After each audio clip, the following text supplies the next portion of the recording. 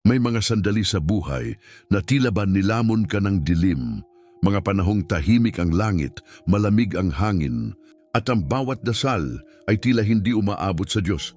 Naranasan mo na bang dumaan sa ganitong gabi ng kaluluwa? Yung tipo ng pagsubok na hindi lang sinusubok ang iyong katawan, kundi pati ang iyong pananampalataya.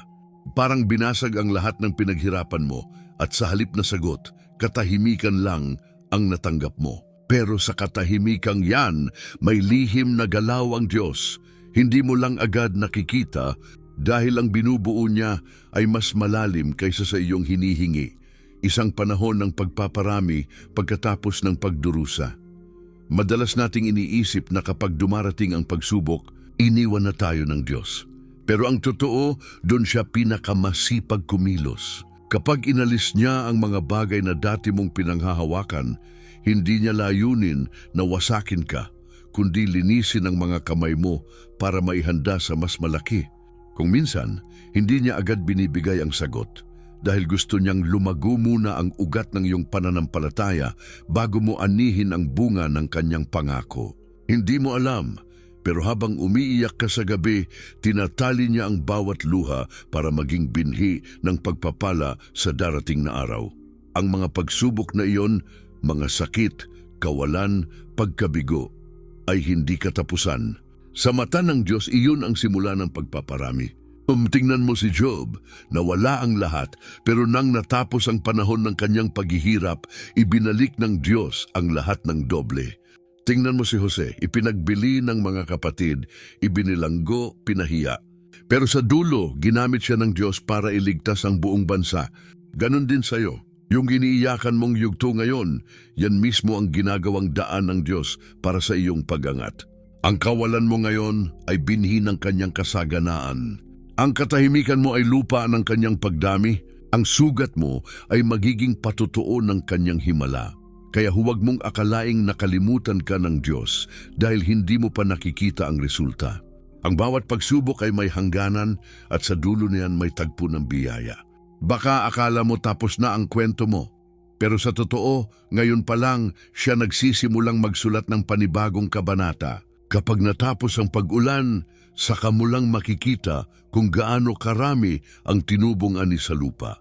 Ganon din sa buhay mo, kapag natapos ang pagsubok, doon mo lang makikita kung gaano kalawak ang pagpaparamihang inihanda niya para sa iyo. At kung ngayon ay pagod ka na, tandaan mo ito, hindi nagkakamali ang Diyos sa timing. Hindi niya pinahihintulutan ang sakit para saktan ka, kundi para ihanda ka. Ang pagsubok ay hindi hadlang sa kanyang pangako.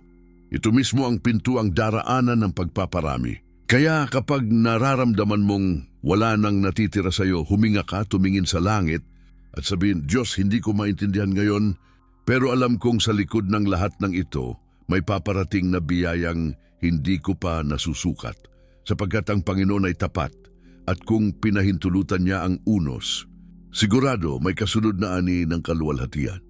Ang salitang ito ay hindi lamang isang pangako, kundi isang pahayag ng Diyos na nagmumula sa kanyang sariling puso. Pagkatapos ng pagsubok, darating ang pagpaparami. Ito ang mensahe na paulit-ulit niyang ipinakita sa kanyang mga anak mula pa noong una. Isa itong paalala na ang sakit ay hindi wakas, kundi pintuan ng katuparan. Sa bawat yugto ng kasulatan, makikita mo na bago dumating ang kasaganaan, laging may panahon ng paghihirap. Ang binhi ay kailangang ilibing muna bago ito tumubo. Ang ulan ay kailangang bumuhos bago maglabasan ng mga bulaklak. Ganito rin kumilos ang Diyos sa kanyang mga pangako. Isipin mo si Abraham. Matagal siyang nangakong magiging ama ng maraming bansa. Ngunit dumaan muna siya sa mga taon ng pananabik, sa mga gabing walang kasagutan, sa mga panahong tila imposibleng mangyari ang sinabi ng Diyos. Ngunit nang dumating ang tamang oras, isinilang si Isaac, ang bunga ng pananampalatayang hindi sumuko. At doon nagsimula ang pagpaparami. Hindi lang sa anak, kundi sa buong lahi na nagdala ng pagpapala sa buong daigdig. Ganito kumilos ang Diyos. Pinapadaan ka muna sa kawalan para iparanas sa iyo ang kasaganaan hindi bilang suwerte, kundi bilang biyayang may layunin. Ang pangakong ito ay muling umalingaw-ngaw sa panahon ng mga Israelita. Sa aklat ng Deuteronomio 8:2, sinabi ni Moises, alalahanin ninyo kung paanong pinatnubayan kayo ng Panginoon sa loob ng 40 taon sa ilang upang subukin kayo at malaman kung ano ang laman ng inyong puso. Ang ilang ay panahon ng gutom, pagod at paghihintay, ngunit doon din nila nakita ang pag-ulan ng manna, ang tubig mula sa bato at ang haliging apoy na gabay sa gabi. Sa gitna ng disyerto, ipinakita ng Diyos na siya ang pinagmumulan ng lahat ng kabuhayan. Nang matapos ang pagsubok, dinala niya sila sa lupang sagana kung saan umaagos ang gatas at pulot. Ang ilang ay hindi parusa, isa itong eskwela ng pananampalataya. Doon nila natutunan na bago dumating ang pagpaparami, kailangang matutong magtiwala kahit walang nakikitang dahilan. Sa bagong tipan, ipinakita naman ni Jesus ang parehong prinsipyo. Sa Juan 12:24 sinabi niya, maliban kung ang butil ng trigo ay mahulog sa lupa at mamatay, mananatili itong nag-iisa. Ngunit kung ito'y mamatay, magbubunga ito ng sagana. Ang kamatayan ng binhi ay hindi pagkatalo, kundi simula ng paglago. Ang krus ay simbolo ng pinakamatinding pagsubok, isang sandali ng sakit, hiya at katahimikan. Pero pagkatapos ng 3 araw, ang pagkabuhay na mag-uli ay naging larawan ng pinakadakilang pagpaparami sa kasaysayan, ang kaligtasan ng sangkatauhan. Kaya't kung tinitingnan mo ang sarili mong mga luha ngayon, alalahanin mo ito. Ang Diyos ay may ugaling bumawi ng higit sa nawala. Ang pangakong ito ay hindi natapos noon. Aktibo pa rin ito ngayon. Kapag sinubok ka ng buhay, hindi ibig sabihin na nakalimutan ka ng Diyos. Sa halip, ibig sabihin niya ay pinagkakatiwalaan kanyang magbunga sa gitna ng hirap. Ang bawat kawalan ay puwang na pinupuno niya ng bago. Ang bawat sugat ay lugar kung saan tutubo ang grasya. Kaya kapag nararanasan mo ang pag-uga ng pundasyon ng buhay mo, tandaan mo ang lupa ay inaalog para makapagpatubo ng bago. Hindi sinisira ng Diyos ang iyong mga plano. Inaayos niya ang lupa para sa anin ng kanyang pangako. At kung tatanungin mo, bakit kailangang dumaan sa pagsubok bago dumating ang pagpaparami? Dahil ang Diyos ay hindi lang nagbibigay ng biyaya, nagtuturo rin siya ng lalim. Hindi niya gustong lumago ka ng mababaw, kundi magugat ka ng malalim. Kaya't kapag dumating ang bagyo, hindi ka basta matitinag. Ang tunay na pagpaparami ay hindi lang sa material, kundi sa espiritual, pagpaparami ng pananampalataya, katatagan at pagtitiwala sa Kanya. Sa ganitong paraan, nagiging buhay ang pangako. Ang mga dating luha ay nagiging patubig ng bagong simula. Ang kasulatan ay malinaw. Ang umiiyak ay may aanihin na kagalakan. Ang panahong ito ng pagsubok ay hindi aksidente. Isa itong bahagi ng proseso. At sa bawat hakbang, kasama mo ang Diyos. Habang naglalakad ka sa ilang ng iyong buhay, dala mo ang parehong pangako na binigkas niya noon pa. Pagkatapos ng pagsubok, darating ang pagpaparami. At kapag dumating iyon, may intindihan mo kung bakit niya pinayagang masira muna ang ilang bagay dahil may mas dakilang ani siyang inihahanda. Amnot mga kamay mong dating walang laman, siya mismo ang pupuno at sa araw na iyon, hindi mo natatanungin kung bakit ka pinagdaanan dahil makikita mo sa bawat bunga ang tanda ng kanyang katapatan.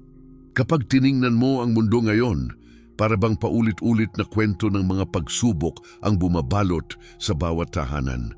May mga pamilya na hindi alam kung saan kukuha ng pagkain kinabukasan, mga magulang na tahimik na umiiyak dahil sa kakulangan, mga kabataan na naghahanap ng direksyon habang nalulunod sa takot at pagkalito. Sa mga balita, puro digmaan, krisis at pagkawasak ng kabuhayan. Parang wala nang ligtas na lugar. At sa gitna ng ganitong kaguluhan, madaling tanungin, nasaan ang pangakong sinasabi ng Diyos? Nasaan ang pagpaparaming iyon na kanyang ipinangako? Ngunit kung babalikan natin ang mga kwento sa Biblia, makikita natin na ang ganitong panahon ng kadiliman ay palaging paunang yugto ng liwanag.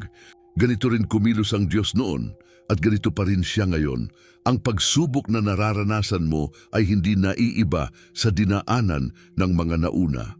Tulad ng mga Israelita na inalis sa Ehipto, Marahil nararamdaman mong inalis ka rin ng Diyos sa iyong dating lugar ng kaginhawaan. Noon may trabaho ka, may seguridad, may kapayapaan. Pero ngayon, tila nasa ilang ka at bawat hakbang ay labanan ng pananampalataya. Pero gaya ng ginawa niya sa kanyang bayan, hindi niya ito dinala sa ilang para iwanan, kundi para ihanda sa lupang sagana. Ganyan din ang ginagawa niya sa iyo ngayon. Kung bakit tila huminto ang daloy ng biyaya, marahil dahil gusto niyang matutunan mong siya mismo ang iyong pinagmumulan, hindi ang trabaho, hindi ang tao, hindi ang sistema ng mundo. Isang ina ang bumabangon araw-araw na walang kasiguraduhan kung paano mapapakain ang kanyang mga anak. Sa bawat pagsilip niya sa langit may halong takot at pag-asa. Pero sa bawat maliit na biyaya, isang kaibigang nag-abot ng tulong, isang tawag na nagbigay ng pagkakataon, naroon ang bulong ng Diyos. Hindi pa tapos, ako pa rin ang tagapagtaguyod mo. Katulad ni Elias, sa panahon ng tagtuyot, hindi man bumubuhos ang ulan, may gagamitin ng Diyos na uwak para dalhin sa iyo ang tinapay sa oras ng pangangailangan. Ang pagpaparami ay hindi laging biglaan. Minsan ito ay dumarating sa anyo ng katapatan ng Diyos sa bawat araw na lumilipas. Kung titingnan mo ang lipunan ngayon, makikita mo rin ang katotohanan ng pangakong ito. Sa gitna ng kawalan, tumutubo ang mga panibagong oportunidad. Sa gitna ng krisis, may mga taong lumalapit sa Diyos, nagbabalik loob, natutong magdasal muli. Ito ang espiritual na pagpaparami, ang pagdami ng puso na muling nakakakilala sa Kanya. Habang gumuguho ang mga bagay na gawa ng tao, unti-unting bumabangon ang pananampalataya. Kapag sinira ng mundo ang mga pader ng ating kasiguraduhan, doon naman itinatanim ng Diyos ang mga ugat ng pagtitiwala. At ikaw na nakikinig ngayon, ilang beses mo nang naranasan na sa oras ng kawalan, may dumating na biyayang hindi mo inaasahan. Ilang ulit mo nang nakita na nung akala mo tapos na ang lahat, biglang may pintuang bumukas. Hindi iyon aksidente, iyon ang mismong ritmo ng Diyos, mula sa kawalan tungo sa kasaganaan, mula sa luha tungo sa kagalakan. Ang mga kamay mong sugatan ay mismong sisidlan ng kanyang biyaya.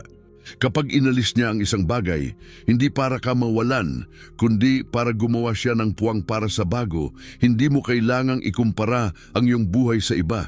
Maaring sila ay nasa yugto ng pagpaparami, habang ikaw ay nasa yugto ng pagsubok. Pero pareho kayong nasa plano ng Diyos. Ang kanyang kalendaryo ay hindi laging pareho sa atin. Kapag hindi mo pa nakikita ang bunga, huwag mong isipin na walang nangyayari. Sa ilalim ng lupa, tahimik siyang kumikilos. Ang binhi ay hindi nakikita habang tumutubo.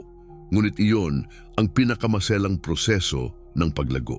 Ganito rin sa iyo, sa katahimikan, sa pagdurusa, sa mga gabing walang sagot, unti-unti kang binubuo ng Diyos. Ang pangako ng pagpaparami ay hindi lamang material. Hindi ito palaging tungkol sa pera o tagumpay. Minsan ito ay pagdami ng kapayapaan, ng karunungan, ng tibay ng loob. Baka dati, konting problema lang ay sumusuko ka na, pero ngayon, mas matatag ka na. Iyon ay bunga ng pagsubok. Iyon ay bahagi ng paggani. Baka hindi mo pa nakikita ang saganang panlabas, pero sa loob mo, may tumutubong pananampalataya na mas matibay kaysa ginto. At kung titingnan mo ang paligid, mga lindol, digmaan, gutom, kaguluhan, madali kang lamunin ng takot. Ngunit tandaan mo, ang mga pangyayaring ito ay hindi hadlang sa pangako ng Diyos. Sila mismo ang konteksto kung saan ito ipinapakita. Habang ang mundo ay nagugulo, mas malinaw na nakikita kung sino ang tunay na sandigan. At doon sa mga nananatiling matapat, dumadaloy ang biyayang hindi maipaliwanag. Sa gitna ng kaguluhan, nagkakaroon ng panibagong pag-asa, panibagong pananampalataya, panibagong buhay. Kaya kung nasa gitna ka man ng unos ngayon, huwag mong isipin na tapos na ang lahat. Ang Diyos ay hindi natutulog. Ang pangako niya ay buhay, at ang panahon ng pagsubok mo ngayon ay patunay lamang na may paparating na ani. Tulad ng sinabi sa awit 126, Maibu, ang umiiyak habang nagtatanim ay aawit sa kagalakan pag-aani. Baka ngayon umiiyak ka pa, pero darating ang araw na ikaw naman ang kakanta ng tagumpay. Sapagkat sa ekonomiya ng Diyos walang luha ang nasasayang. Lahat ng sakit mo ay may katapat na biyaya. Lahat ng pagkawala ay may kahulihang pagpaparami. Sa panahon ng kaguluhan ng mundo, ito ang tanging katiyakan. Ang Diyos ay hindi nagbabago at ang kanyang pangako ay mananatiling totoo. Pagkatapos ng pagsubok, darating ang pagpaparami. May isang babae na halos sumuko na sa buhay. 5 taon siyang walang trabaho, may sakit ang anak, at ang asawa niya ay nawalan ng gana sa pananampalataya. Araw-araw, nakaupo siya sa gilid ng kama, hawak ang lumang Biblia, binabasa paulit-ulit ang pangakong iyon. Pagkatapos ng pagsubok, darating ang pagpaparami. Sa una, tila walang nangyayari. Paulit-ulit lang ang mga gabi ng pag-iyak, paulit-ulit din ang pagkabigo. Ngunit isang araw, habang naglalakad siya pauwi galing simbahan, nakasalubong niya ang isang dating kaklase na nag-alok ng trabaho. Isang simpleng pagkikita na nagbukas ng bagong yugto. Mula sa maliit na sweldo, nagsimula siyang mag-ipon at kalaunan nakapagpatayo sila ng maliit na tindahan. Ngunit higit sa pera, natagpuan niya muli ang pananampalatayang akala niya ay nawala. Ngayon, tuwing nagkukwento siya, laging ito ang sinasabi, ang Diyos ay hindi nagmamadali, pero palagi siyang dumarating sa tamang oras. Mayroon namang isang lalaki na dumanas ng matinding pagkabigo. Nawalan siya ng negosyo, nalugi, at nilapitan ng mga taong dati ay umaasa sa kanya, ngayon ay tumalikod. Sa loob ng 3 taon, tumira siya sa bahay ng kaibigan. Halos walang makain at sa bawat gabi tinatanong niya ang Diyos, bakit? Pero sa katahimikan may tinuturo ang Panginoon. Ang pagpapakumbaba, ang pagtitiwala, ang kahulugan ng tunay na tagumpay. Noong siya ay muling nagsimula, hindi na sa ambisyong pansarili, kundi sa layuning maglingkod. Ngayon, isa na siyang tagapayo sa mga kabataang negosyante at madalas niyang sabihin, kung hindi ako pinadaan ng Diyos sa kawalan, hindi ko malalaman kung paano mamahagi ng pagpapala. Ang kanyang sugat ay naging daan ng biyaya para sa iba. Sa Biblia, ganito rin kumilos ang Diyos sa mga taong pinagpala niya. Si Hana, na matagal na baog, ay umiyak ng may buong puso sa templo at nang dumating ang panahon ng sagot, ipinanganak si Samuel, ang propetang ginamit ng Diyos para gabayan ng Israel. Hindi lang siya pinagpala bilang ina, kundi ginawang daluyan ng bagong simula para sa bayan. Ang kanyang pagdurusa ay naging pintuan ng pagpaparami, hindi lang ng dugo, kundi ng pananampalataya ng maraming tao. Isipin mo rin si Jose, ang batang ipinagbili ng sariling mga kapatid. Inapi, ibinilanggo, kinalimutan, pero sa bawat yugto, kumikilos ang Diyos sa likod ng laylayan ng kasaysayan. Nang sa wakas ay inilabas siya sa bilangguan at ginawang tagapamahala ng buong Ehipto, hindi lang siya itinaguyod, ginamit siya upang iligtas ang mga taong minsan ay nagtaksil sa kanya. Iyan ang tunay na larawan ng pagpaparami. Kapag ginamit ng Diyos ang sugat mo para gamutin ng iba, marami ring kwento sa ating panahon na sumasalamin sa parehong prinsipyo. Isang ina sa baryo ang nagpatuloy sa pagtitinda kahit bumabagyo, naniniwala na hindi siya pababayaan ng Diyos. Noong una, halos walang bumibili, pero nagtiyaga siya. 1 taon matapos, ang maliit niyang pwesto ay lumago. At ngayon nagbibigay siya ng libreng pagkain sa mga batang lansangan tuwing linggo. Tuwing tinatanong siya kung paano niya nagawa, simple lang ang sagot niya, ang Diyos ang nagparami, hindi ako. May isang matandang lalaki na inabandona ng mga anak, nakatira sa maliit na barong-barong, pero araw-araw nagdarasal para sa kanila. Sa loob ng maraming taon, tila walang tugon. Ngunit isang araw, isa sa kanyang anak ang biglang bumalik, humingi ng tawad at nagbago ng buhay. Ngayon sabay silang naglilingkod sa simbahan at sinasabi ng matanda, ang Diyos ay marunong magpabalik ng mga bagay na inakala mong tapos na. Lahat ng mga ito ay patunay na ang pangako ng Diyos ay hindi teorya. Tunay itong nabubuhay sa mga kwento ng mga tao. Kapag sinabi niyang may pagpaparami pagkatapos ng pagsubok, hindi iyon parira lang, maganda lang pakinggan. Isa itong batas espiritual. Kung ikaw ay nagdurusa ngayon, tandaan mo, ang iyong mga luha ay hindi nahuhulog ng walang dahilan. Katulad ng binhing kailangang mamatay bago tumubo, ganyan ka rin niya pinapatubo sa gitna ng iyong sakit. Marahil hindi mo pa nakikita ang bunga, pero nararamdaman mo na ang pagbabago. Dati puro tanong ka, ngayon natututo ka ng maghintay. Dati puro takot, ngayon marunong ka ng sumandal sa Diyos. Ang mga maliliit na pagbabagong ito ay simula ng pagpaparami, hindi laging sa panlabas na anyo, kundi sa loob, sa kapayapaang hindi mabibili, sa lakas na hindi matitinag, sa pag-asang hindi namamatay. Kaya't kapag nararamdaman mong pagod ka na sa laban, alalahanin mo ang lahat ng mga kwento ng mga taong tulad mo. Mga taong nagdusa pero hindi sumuko, umiyak pero patuloy na naniwala. Sa bawat patutuo nila, may bakas ng parehong kamay ng Diyos. Ang kamay na nagtanim ng binhi ng pananampalataya sa gitna ng luha at nagpausbong ng ani ng kaluwalhatian sa tamang oras. Sapagkat siya ay Diyos na tapat sa kanyang mga pangako, at kapag siya ay nangako, walang pagsubok na makapipigil sa pagdating ng pagpaparami. Kapag sinuri mo ang buong kasaysayan ng Biblia, mapapansin mong ang pangakong pagkatapos ng pagsubok, darating ang pagpaparami ay hindi isang ideya lamang ng kaginhawaan. Ito ay ugat ng plano ng Diyos mula pa sa simula. Sa bawat tipan, sa bawat propesya, at sa bawat tagpo ng paghihirap ng kanyang bayan, may pattern na paulit-ulit. Paghihirap muna, kasunod ang kaluwalhatian. Ang plano ng Diyos ay hindi palaging madaling maunawaan, ngunit ito ay tuloy-tuloy na nagpapatunay ng kanyang pagkilos sa kasaysayan mula sa Eden hanggang sa krus, hanggang sa mga araw na ito. Noong panahon ni Abraham, ipinangako ng Diyos na ang kanyang lahi ay magiging kasing dami ng mga bituin sa langit. Ngunit bago niya makita ang katuparan, dumaan muna siya sa mahabang taon ng pananampalataya at katahimikan.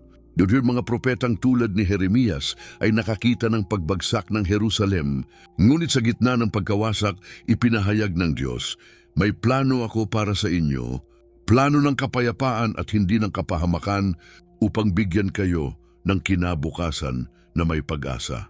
Ang salitang iyon ay hindi lamang para sa Israel, ito ay echo ng kanyang layunin sa buong sangkatauhan na sa bawat pagwasak, siya ay naghahanda ng panibagong pagbangon.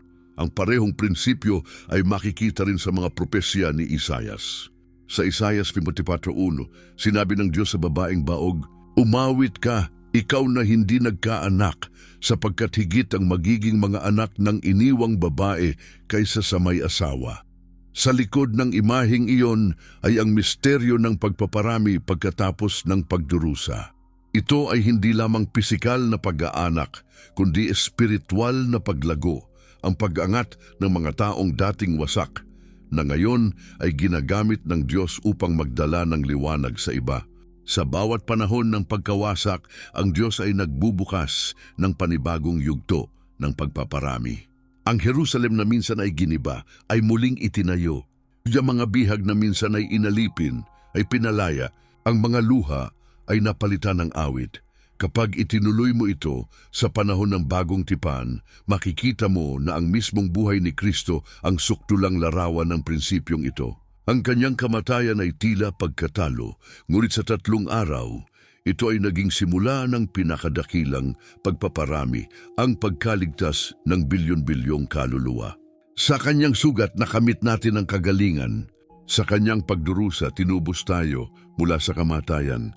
Yun ang rurok ng pangakong ito, na kahit sa gitna ng kadiliman ng Golgota, nandoon ang binhi ng kaligtasan ng mundo. Ang krus ay naging puno ng buhay. Ang daan ng sakit ay naging tulay ng kaluwalhatian. Ngayon sa ating panahon, ang parehong plano ay nagpapatuloy. Sa kabila ng mga digmaan, pandemya, kaguluhan at kasinungalingan ng mundo, patuloy ang Diyos sa kanyang dakilang pagpapatupad ng kanyang mga propesya. Ang mga nasyon ay gumuguho, ngunit ang kanyang kaharian ay lumalago. Ang mga puso na minsan ay sarado sa pananampalataya, ngayon ay muling nagbubukas. Sa bawat giyera, may mga taong bumabalik sa panalangin. Sa bawat krisis, may mga pamilyang natututong magtiwala muli sa Panginoon. Ito ang modernong larawan ng pagpaparami pagkatapos ng pagsubok, hindi lang sa ekonomiya kundi sa espiritu. Habang ang mundo ay kumikiling sa kawalan ng direksyon, ang mga mata ng mga tapat ay muling itinitingin sa langit. Ang mga propesiya sa aklat ng Apokalipsis ay nagpapakita rin ng ganitong siklo. Sa bawat seal na nabubuksan, sa bawat trumpeta na tumutunog, tila puro kapahamakan. Ngunit sa dulo ng lahat ng iyon, may bagong langit at bagong lupa. Ang mga luha ay papahirin at ang mga sakit ay lilipas. Ang kaharian ng Diyos ay itatatag magpakailanman. Iyan ang ganap na katuparan ng pangakong pagpaparami, hindi na temporal, kundi eternal. Sa harap ng walang hanggang liwanag ng Diyos, ang lahat ng pagsubok ng mundo ay magiging alaala lamang ng kung paano tayo hinubog ng pananampalataya.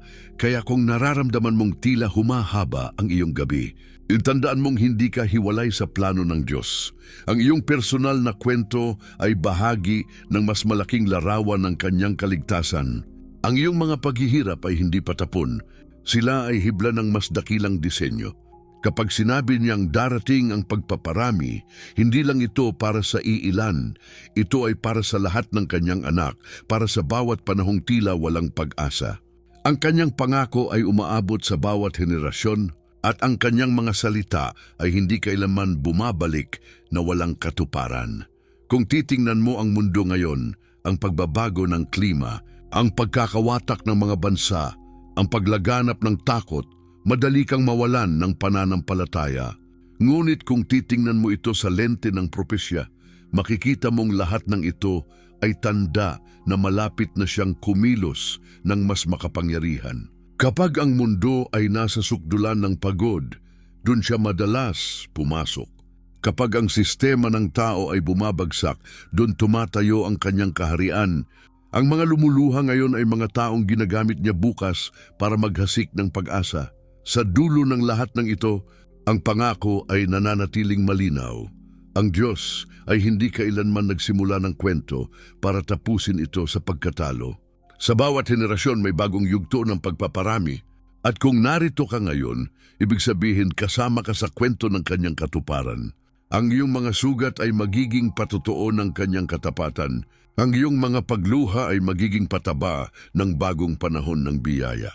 Sapagkat ang Diyos na nangako kay Abraham, kay Jose, kay Maria, at kay Jesus, ay siya ring Diyos na nangungusap sa iyo ngayon. Ang kanyang plano ay patuloy na lumalawak. At ang kanyang mga salita ay buhay. Pagkatapos ng pagsubok, darating ang pagpaparami. At sa dulo, ito ay magiging walang hanggan. May mga sandali na kahit alam mong tapat ang Diyos, napapaisip ka pa rin, bakit hanggang ngayon wala pa rin? Kapag araw-araw kang nananalangin, ngunit tila walang tugon. Kapag ang mga pangako ay parang laging bukas, ngunit kailanman ay hindi dumarating, nagsisimulang mabuo sa puso ang pagod. Hindi mo sinasabi, pero ramdam mo, ang pananampalataya ay mabigat kapag walang kasabay na katuparan. Parang nasa gitna ka ng disyerto, nakikita mo sa malayo ang oas na pinangako niya, pero bawat hakbang ay parang walang direksyon at doon nagsisimula ang pinakamahirap na labanan. Hindi laban sa mundo, kundi laban sa pagdududa. Kung totoo ang Diyos, bakit may sakit pa rin? Kung siya ang nagbibigay ng trabaho, bakit ako nawalan? Kung tapat siya, bakit tila nakakalimutan niya ang panalangin ko? Ito ang mga tanong na hindi mo inaamin sa iba, pero gabi-gabi mong binubulong sa unan. At sa mga sandaling iyon, iniisip mong baka hindi para sa iyo ang pangako. Ngunit ang totoo, kahit ang mga pinakamatitibay na lingkod ng Diyos ay dumaan sa parehong dilim. Si Job ay sumigaw ng, Panginoon, bakit mo ako pinahihirapan ng ganito? Si Jeremias ay umiyak, bakit tila malayo ka sa aking sigaw? Si Habakuk ay nagtanong, hanggang kailan ko kailangang tumawag bago ka makinig? Ang mga tanong mo ay hindi tanda ng kawalan ng pananampalataya. Ito ay tanda na buhay pa ang ugnayan mo sa Diyos, kahit hindi mo siya maintindihan. Ang mga delay ng Diyos ay hindi pagtanggi. Kapag tila tumatagal ang sagot, madalas ay may binubuo siya na mas malalim kaysa sa hinihingi mo. Isipin mo si Abraham, binalaan siyang magiging ama ng maraming bansa, ngunit ilang dekada siyang walang anak. Sa bawat taon ng paghihintay, hindi lang si Isaac ang binubuo ng Diyos, kundi si Abraham mismo. Ihinubog siya upang maging haligi ng pananampalataya. Si Jose, bago naging tagapamahala ng Ehipto, ay ilang taon munang nakulong sa piitan. At kahit tila nakalimutan na siya ng lahat, sa likod ng mga rehas, binubuo ng Diyos ang puso ng isang leader. Si Moises, 40 taon sa ilang bago ginamit ng Diyos upang palayain ang Israel. Ang tagal ng kanilang paghihintay ay katumbas ng lalim ng kanilang misyon. Kasi kapag tila tumatagal ang pagsagot ng Diyos, baka dahil hindi lang pagpapala ang hinahanda niya, kundi pagkatao. Ang kanyang layunin ay hindi lang magbigay ng kasaganaan, kundi ihanda ka na kayanin ito ng may kababaang loob at karunungan. Sapagkat ang hindi hinog na pagpapala ay kayang sirain ang taong hindi pa hinog sa pananampalataya. Kaya ang bawat araw ng paghihintay ay isang paanyaya para lumalim, hindi para sumuko. Ngunit totoo, nakakapagod maghintay. At minsan, sa gitna ng pagod, sumisiksik ang tukso. Baka mas madali kung ikaw na lang ang kumilos. Ganyan ang nangyari kay Sarah, asawa ni Abraham. Dahil sa sobrang tagal ng pangako, inisip niyang siya na ang gagawa ng paraan. Ibinigay niya kay Hagar ang asawa niyang si Abraham at ipinanganak si Ismael, isang anak na bunga ng pagmamadali, hindi ng pangako. At ang resulta, sakit, kaguluhan at luhang hindi kailangan sana kung siya'y nakapaghintay. Ito ang paalala sa atin. Ang bawat pagpaparami na hindi ayon sa oras ng Diyos ay maaring magmukhang tagumpay sa simula, pero laging nagdadala ng pagkalito sa huli. Ang pananampalataya ay hindi bulag na pag-asa. Ito ay matatag na tiwala kahit hindi mo alam ang detalye. Tulad ng sinabi sa Habakuk 2:3, bagaman ito'y mabagal dumating, hintayin mo, ito'y tiyak na mangyayari, hindi ito maaantala. Ang mga salita ng Diyos ay hindi katulad ng pangako ng tao. Ang kanyang mga salita ay may buhay, at kapag binitiwan niya, hindi ito babalik na walang katuparan. Maaring hindi mo alam kung kailan, pero sigurado darating ito. Tandaan mo rin, hindi lahat ng hinihiling mo ay pangako ng Diyos. Minsan, ang gusto mo ay kaginhawaan, pero ang gusto niya ay katatagan. Minsan, ang hinihiling mo ay daan palabas, pero ang gusto niya ay lakas para magpatuloy. Hindi lahat ng nais natin ay tugma sa layunin niya, pero lahat ng kanyang ipinangako ay tiyak na matutupad. Kaya kailangan nating matutong kilalanin ng kaibahan. Ang pagnanais ay galing sa puso ng tao, ngunit ang pangako ay galing sa puso ng Diyos. Kaya't kung pakiramdam mo ay napakatagal na ng gabi, huwag kang bumitaw.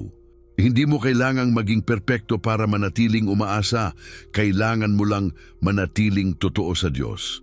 Sabihin mo sa Kanya ang pagod mo, ang takot mo, ang paghihintay mo. Ang pananampalataya ay hindi palaging sigaw ng tagumpay. Minsan ito ay pagbulong sa gitna ng luha. Panginoon, naniniwala pa rin ako. Ang ganitong paniniwala, yung nananatiling kumakapit kahit walang nakikita. Iyan ang uri ng pananampalatayang hinahanap ng Diyos. Ang mga sugat na akala mong walang silbi ay magiging marka ng kanyang kabutihan balang araw. Ang mga panahong walang sagot ay magiging ebidensya ng kanyang presensya kapag natupad na ang lahat. Ang katahimikan ng langit ay hindi kawalan ng galaw. Ito ay paghahanda ng milagro. At kapag dumating ang araw ng katuparan, maiintindihan mo kung bakit kailangang magtagal. Dahil sa bawat oras ng paghihintay, binubuo niya ang puso mong kakayanin, ang pagpaparami. Ang Diyos ay hindi nahuhuli. Siya ay Diyos ng tamang oras. At kapag dumating ang sandali ng katuparan, bawat luha mo ay magiging patunay na hindi kailanman siya nagsinungaling. Ngayon ay oras na hindi lang pakinggan ang pangako, kundi isabuhay ito sapagkat ang salita ng Diyos ay hindi inilaan upang maging kwento lamang na pinaniniwalaan, ito ay paanyaya upang maranasan.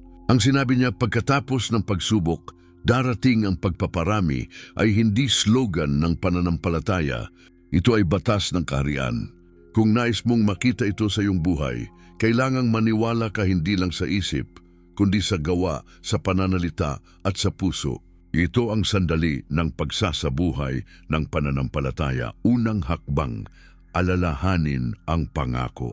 Huwag hayaang malunod ito sa ingay ng takot at pagdududa. Tuwing umaga bago ka bumangon, sabihin sa iyong sarili, ang Diyos ay tapat. Ang pagsubok ko ngayon ay simula ng kanyang pagpaparami.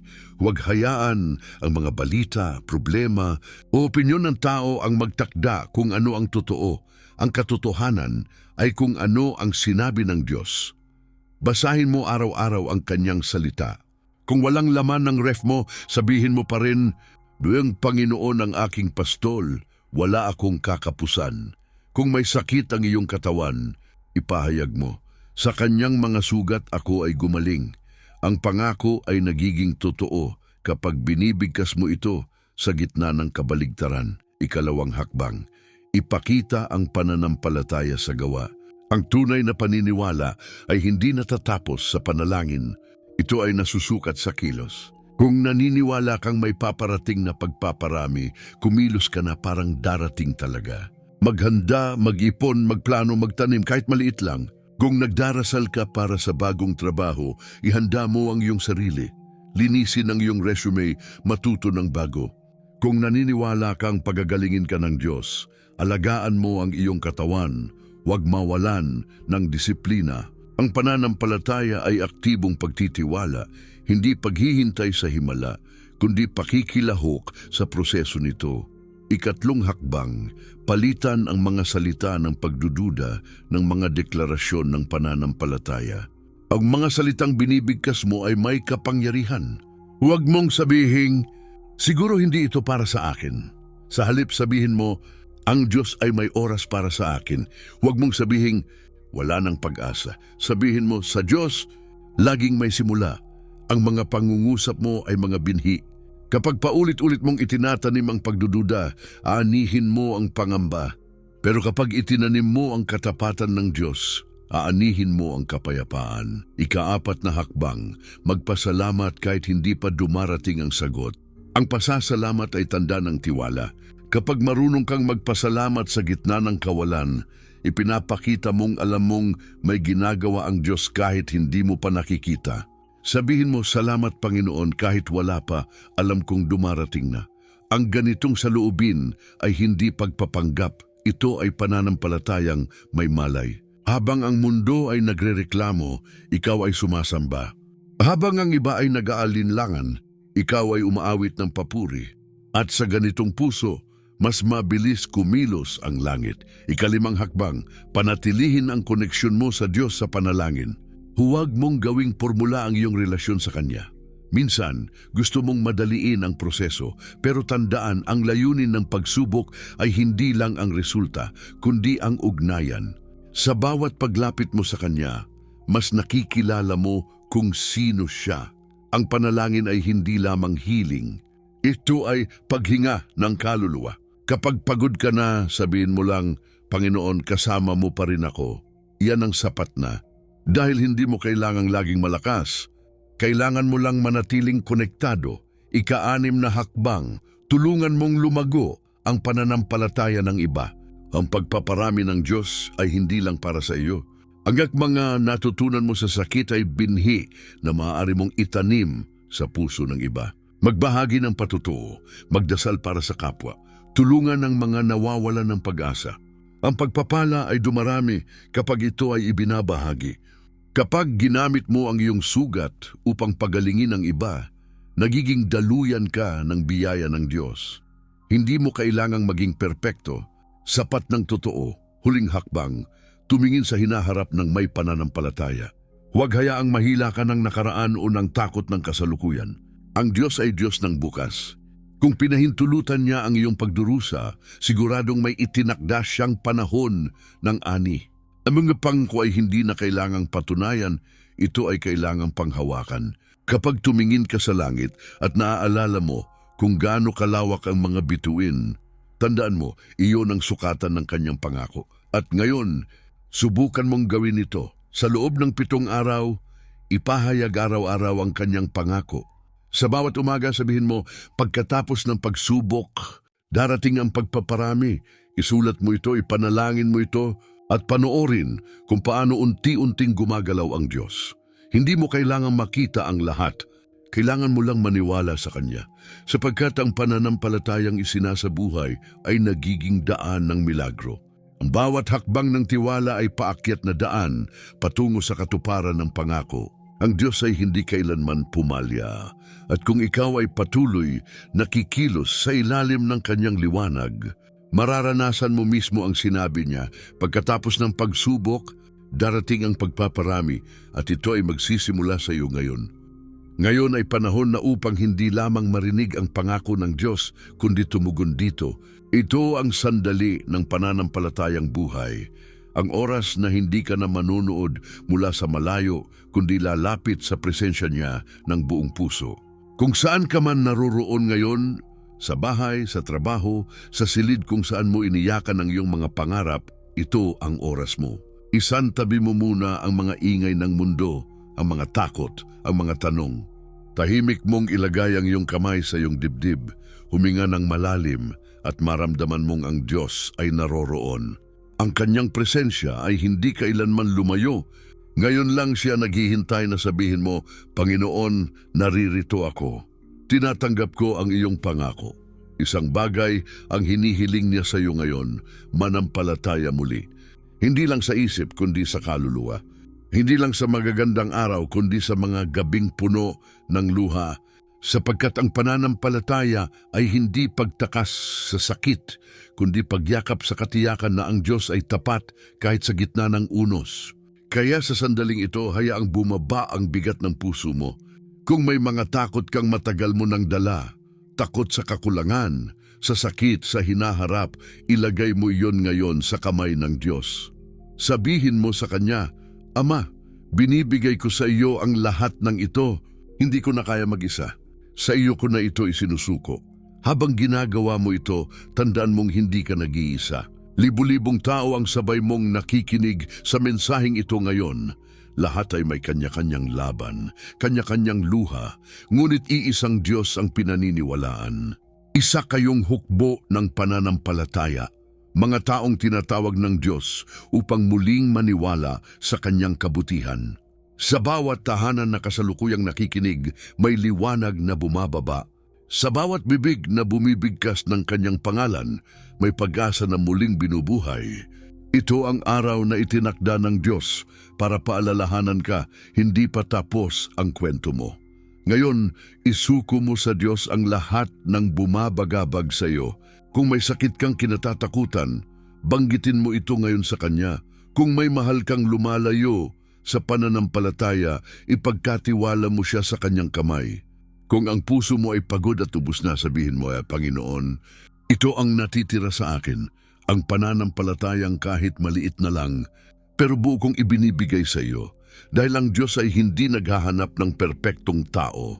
Ang hinahanap niya ay pusong handang sumuko. At habang sumasabay ka, sa bawat salita, hayaan mong dumaloy ang kapayapaan ng Diyos. Sa bawat hinga, maramdaman mong may inaalis siyang bigat. Sa bawat patak ng luha, may binabago siyang sugat. Sa bawat pagtaas ng kamay, may pinto siyang binubuksan. Ito ang sandali ng pakikipagtagpo sa Kanya. Ang pangako ng pagpaparami ay nagsisimula sa ganitong kilos, sa simpleng pagsuko. Kung may mga pangarap kang tila namatay, banggitin mo ito ngayon at sabihin, Diyos, binubuhay ko muli ang pananampalataya ko. Kung may relasyon kang nasira, sabihin mo, Panginoon, Ikaw ang gagamot. Kung wala kang pag-asa, ipahayag mo, Ikaw ang aking pag-asa. Ang mga salitang ito ay hindi basta pananalita. Ito ay deklarasyon ng panibagong simula. Sa bawat tinig na bumibigkas ng pananampalataya, kumikilos ang langit. At ngayon, sumabay ka sa isang panalangin ng pagtitiwala. Isara mo ang iyong mga mata at sabihin mo ng tahimik, Panginoon, salamat sa iyong pangako. Alam kong kahit hindi ko maintindihan ang lahat, ikaw ay tapat. Tinatanggap ko ang panahon ng pagpaparami na inihanda mo para sa akin. Linisin mo ang aking puso, palakasin mo ang aking loob, at ituro mo sa akin kung paano maghintay ng may pananampalataya. Marami ngayon ang sabay na nagdarasal sa buong mundo. Sila ay mga ina, ama, anak, kabataan, lahat ay dumadaan sa kani-kaniyang pagsubok, ngunit nagkakaisa sa paniniwala sa iisang Diyos. Sa sandaling ito, maging isa ka sa kanila.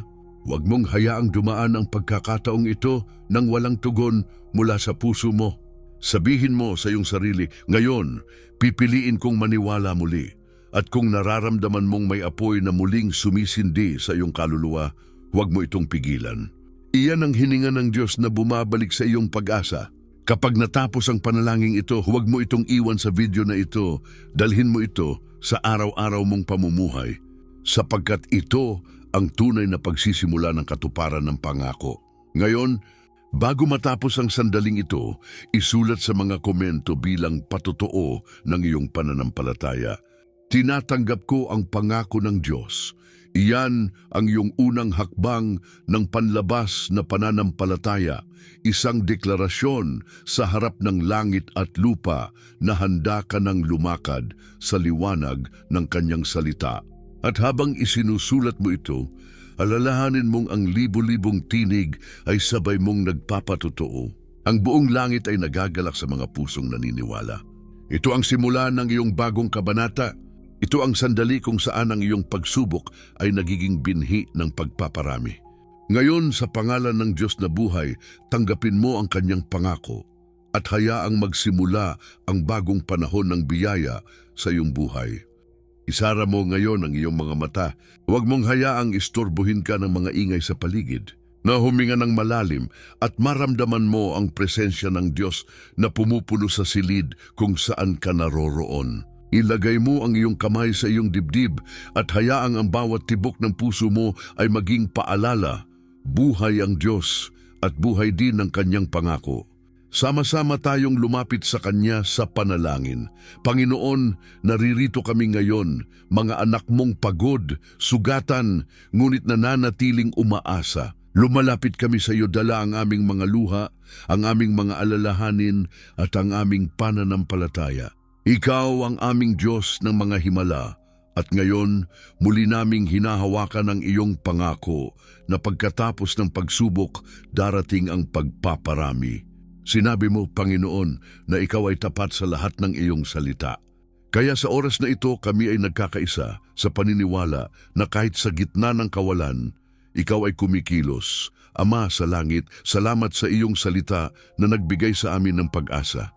Salamat sa bawat luha na hindi nasayang, sa bawat gabi ng pag-iyak na naging patubig ng pananampalataya. Sa oras na ito itinatanghal namin ang iyong kabutihan. Sinabi mo sa iyong banal na kasulatan, ang umiiyak habang nagtatanim ay aani ng kagalakan. Kaya ngayon, Panginoon, itinaas namin ang aming mga kamay bilang simbolo ng pagtanggap sa ani ng iyong pangako. Hindi kami titingin sa aming mga kakulangan, kundi sa iyong katapatan. Panginoon, para sa mga may karamdaman ngayon, idinadalangin namin ang kagalingan. Sa pangalan ni Jesus, bumaba nawa ang lakas at kaginhawaan sa kanilang mga katawan. Para sa mga may sugat sa puso, pagalingin mo ang mga puwang na iniwan ng sakit at pagtataksil. Para sa mga nawalan ng mahal sa buhay, yakapin mo sila ng iyong kapayapaan. Sa bawat tahanang may kaguluhan, ipadama mo ang iyong katahimikan. Sa bawat pamilya na nagkakahiwalay, ibalik mo ang pagkakaisa. At sa bawat kaluluwang pagod at naliligaw, dalhin mo sila pabalik sa iyong mga bisig. Diyos na makapangyarihan, ipahayag mo ngayon ang iyong kapangyarihan sa bawat isa na nananalangin. Kami ay tumatayo sa iyong salita na nagsasabing, ang Diyos ay hindi marunong magsinungaling, at kung siya ay nangako, titiyak niyang tutuparin. Kaya ngayon, aming Ama, tinatanggap namin ang panahon ng pagpaparami ng biyaya, pagpaparami ng kapayapaan, pagpaparami ng pananampalataya. Ibalik mo ang mga nawalang kabuhayan. Iangat mo ang mga nalugmok sa kahirapan. Buksan mo ang mga pintuang matagal ng sarado. Ibalik mo ang sigla sa mga pusong nanghina. Panginoon, alam naming hindi madali ang daan ng pagsubok. Pero alam din naming bawat hakbang ay kasama ka namin. Kaya't ngayon, iniaalay namin sa iyo ang lahat ng aming takot at pag-aalala. Pinapalitan namin ito ng tiwala. Pinapalitan namin ito ng pananampalataya. Pinapalitan namin ito ng papuri. Sapagkat alam naming habang kami ay nananalangin, ang langit ay kumikilos. Habang lumuluha kami, ang mga anghel ay nagbibilang ng aming mga patak ng luha at ginagawang binhi ng bagong simula. O Diyos, Ikaw na pinagmumulan ng lahat ng buhay, pakinggan mo ang sigaw ng iyong mga anak.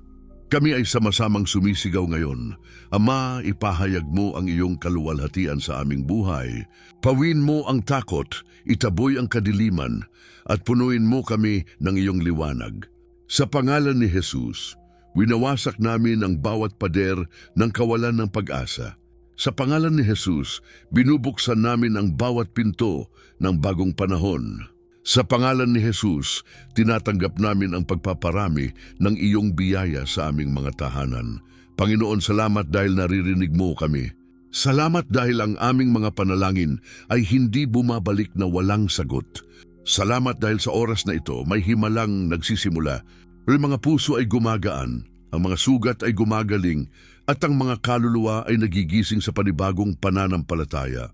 Kami ay nagkakaisa sa pagtitiwala sa iyo, sapagkat wala kang pangakong napako, wala kang salitang hindi natupad. At ngayon, Panginoon, itinatanghal namin ang iyong pangalan.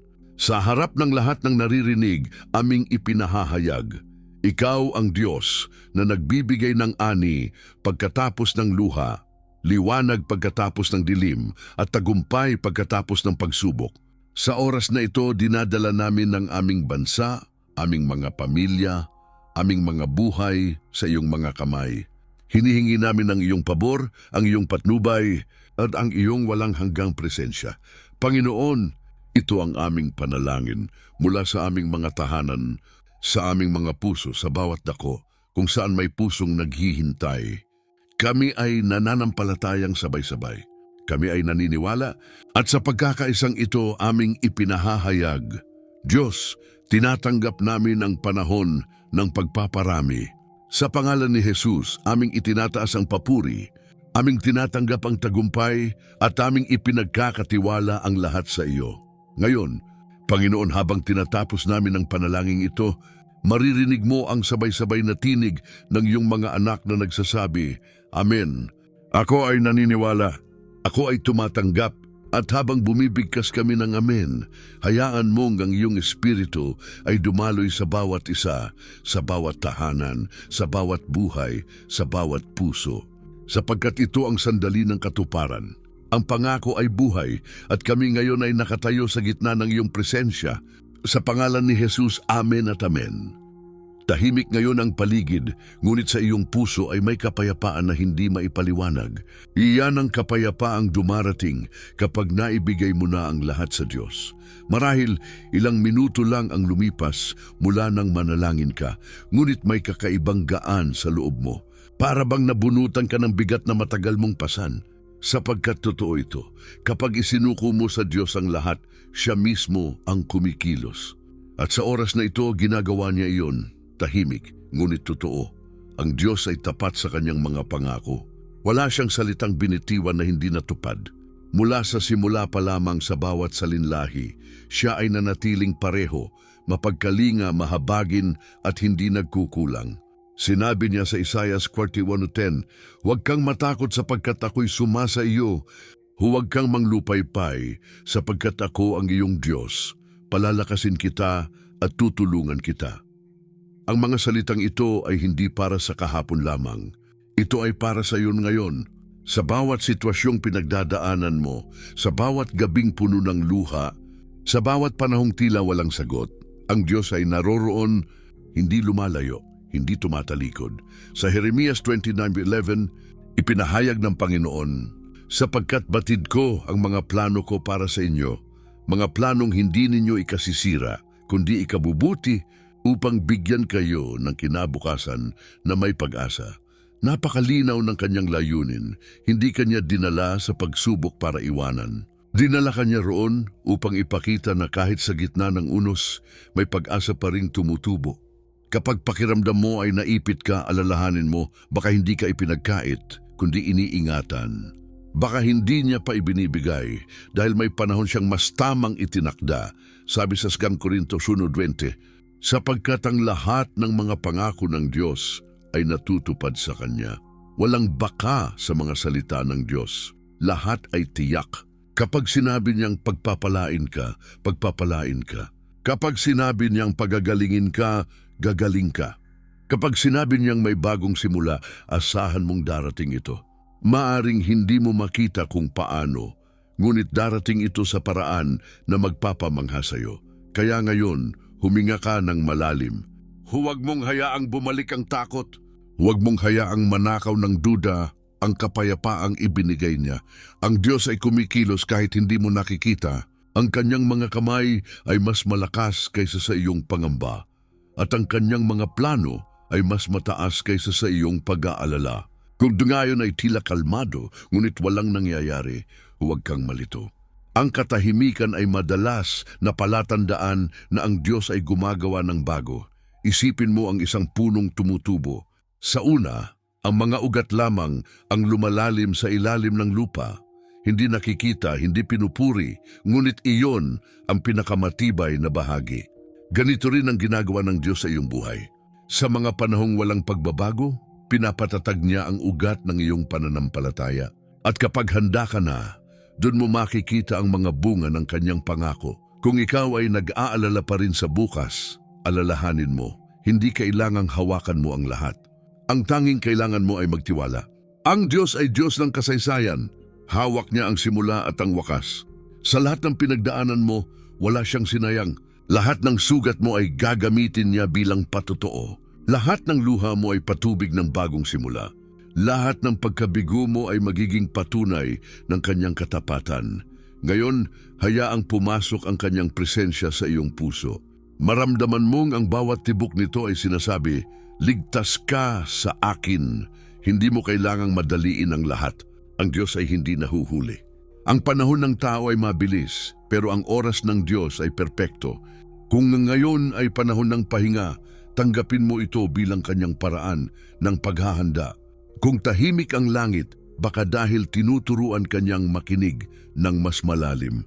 Kaya't sa mga susunod na araw, kapag muling sumubok ang takot na bumalik, sabihin mo sa iyong sarili, ang Diyos ay tapat. Hindi pa tapos ang kanyang ginagawa. Sapagkat ito ang katotohanang kailangang nakaukit sa puso mo, ang Diyos ay hindi nagbabago at ang kanyang mga pangako ay hindi nasisira.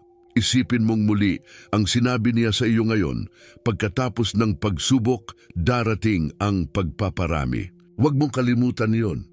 Dalhin mo ito sa bawat araw, sa bawat desisyon, sa bawat laban. Sapagkat ito ang sandigan ng iyong kaluluwa. Ang katiyakang kahit magbago ang panahon, mananatili ang Diyos na tapat.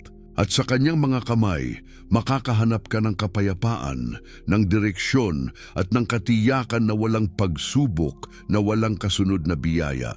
Kapag natutunan mong magpahinga sa kanyang pangako, mararanasan mo ang tunay na kapayapaan na galing sa langit, isang kapayapaang hindi kailanman maaagaw ng mundo.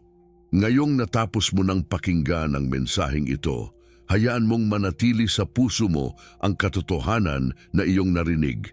Ang Diyos ay tapat at ang kanyang pangako ay hindi kailanman napapako. Pagkatapos ng pagsubok, darating ang pagpaparami. Iyan ang buod ng lahat ng ating pinag-usapan. Lahat ng sakit, lahat ng pagod, lahat ng luha, may dahilan sa harap ng Diyos. Walang nasayang. Lahat ay ginamit niya upang ihanda ka sa panahon ng ani. Marahil hindi mo pa nakikita ngayon, ngunit sa oras na itinakda niya, bubuksan niya ang langit at ipapakita sa iyo kung bakit mo kailangang pagdaanan ang lahat ng iyon. Ngayon ay panahon na upang lakaran ang pananampalatayang ito. Huwag kang matakot sa bukas, sapagkat ang Diyos na kasama mo sa pagsubok ay siya ring Diyos na magdadala sa iyo sa tagumpay. Huwag mong sukatin ang kapangyarihan ng Diyos sa laki ng problema mo. Sukatin mo ang problema sa laki ng iyong Diyos. Kapag siya ang kasama mo, walang imposibleng panaginip, walang saradong pintuan, walang sugat na hindi kayang pagalingin. Sa bawat umaga nagigising ka, alalahanin mo ito. Ang Diyos ay may ginagawa. Hindi pa tapos ang kanyang plano. Kaya sa sandaling ito, nais kitang hikayatin. Kung nakarating ka rito, ibig sabihin, tinawag ka ng Diyos na makarinig ng mensaheng ito. Huwag mong hayaang manatili ito bilang inspirasyon lamang. Gawin mo itong direksyon ng iyong buhay. Simulan mong isabuhay ang pananampalataya. Basahin araw-araw ang kanyang salita. Magdasal hindi lang kapag kailangan, kundi sa bawat sandali. Magtiwala kahit walang katiyakan, sapagkat ang mga pangako ng Diyos ay nabubuhay sa mga pusong kumikilos sa pananampalataya. At kung ikaw ay humina muli, balikan mo ang mga salitang ito. Tandaan mo kung paano ka kinausap ng Diyos ngayon. Tandaan mo kung paano bumalik ang pag-asa sa oras na akala mo ay wala na. Sapagkat ang parehong Diyos na nangusap sa iyo ngayon ay siya ring sasama sa iyo sa mga susunod na araw. Hindi mo kailangang lakaran ito ng mag-isa. Dito sa lugar na ito, sa komunidad na ito ng pananampalataya, may mga pusong nananalangin kasama mo. Kapag nagkomento ka ng "Ako ay naniniwala sa pangako ng Diyos", hindi lang salita iyon. Isa itong patunay na bahagi ka ng pamilya ng mga taong patuloy na lumalakad sa liwanag ng kanyang salita. Kaya kung ang mensaheng ito ay nakaantig sa puso mo, huwag mo itong itago. Ibahagi mo ito sa isang tao na nangangailangan ng pag-asa. Maaring may kakilala kang pagod na, nawawalan ng direksyon, o nakakalimot na may Diyos na tapat. Ipadala mo sa kanya ang mensaheng ito.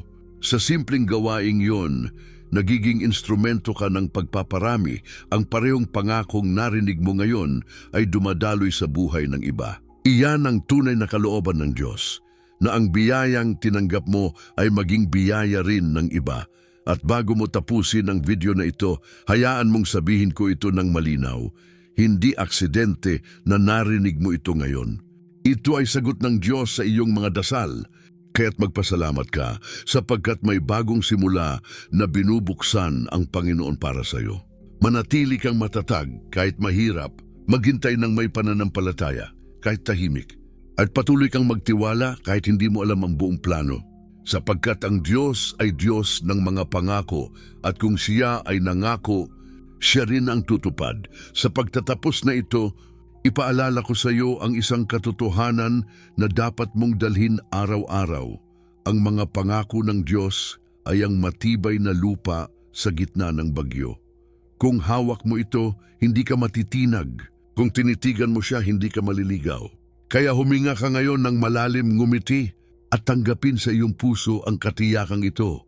Ang Diyos ay kasama mo, at ang kanyang pangako ay nagsisimulang matupad sa iyong buhay ngayon. Huwag mong kalimutang mag-subscribe sa channel na ito upang patuloy mong marinig ang mga mensaheng magpapalakas ng iyong pananampalataya. I-click mo rin ang bell para manatili kang konektado sa ating araw-araw na pananalangin at pagninilay. At sa komento, isulat mo bilang patotoo, "Ako ay naniniwala sa pangako ng Diyos." Sapagkat sa bawat salitang iyon, ipinapahayag mong buhay ang iyong pananampalataya. At habang mas maraming pusong nagkakaisa sa pananampalataya, mas maraming buhay ang mababago. Hanggang sa susunod na video, tandaan mo ito, ang Diyos ay hindi pa tapos sa iyo. Kung paano niya sinimulan ang mabuting gawain, siya rin ang tatapos nito. Pagkatapos ng lahat ng ito, mas maiintindihan mo na ang kanyang mga pangako ay hindi lang salita. Ito ay mismong buhay na dumadaloy sa bawat mananampalataya. Kaya't magpahinga ka sa kanyang kabutihan, lumakad sa kanyang liwanag, at ipagpatuloy ang paglalakbay na may panibagong pag-asa. Pagkatapos ng pagsubok, darating ang pagpaparami, at ngayon ito ay nagsisimula sa iyo.